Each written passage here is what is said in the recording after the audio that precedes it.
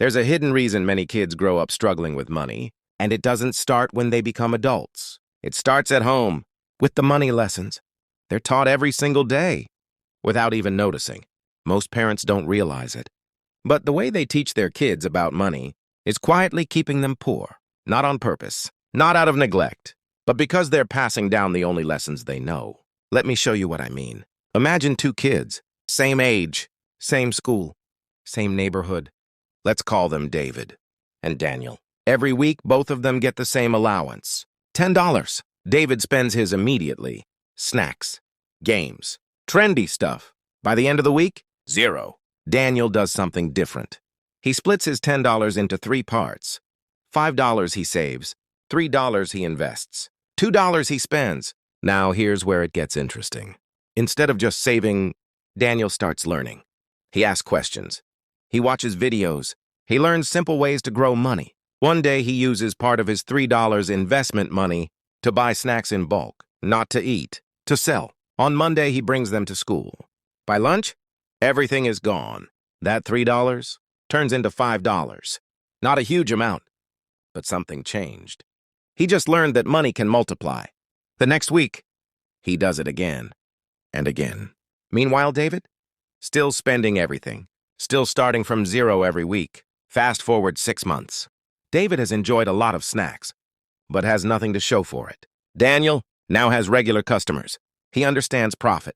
He understands patience. And he's saved over $200. Same starting point, different mindset, different result.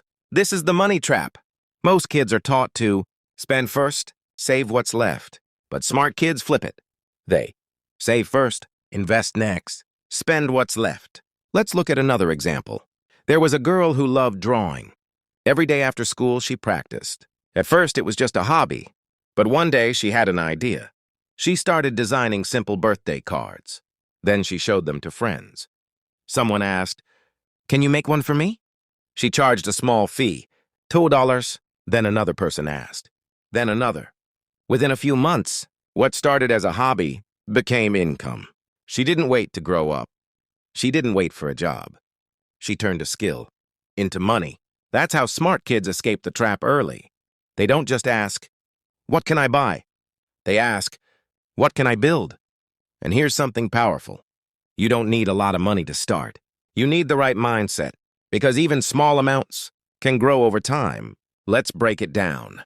If you save just $1 every day, that's $7 a week, about $30 a month, over $350 a year. Now imagine you don't just save it. You use part of it to learn a skill or start something small. That money doesn't just sit, it grows. And more importantly, you grow, you learn how to think, how to plan, how to be patient, how to build something from nothing.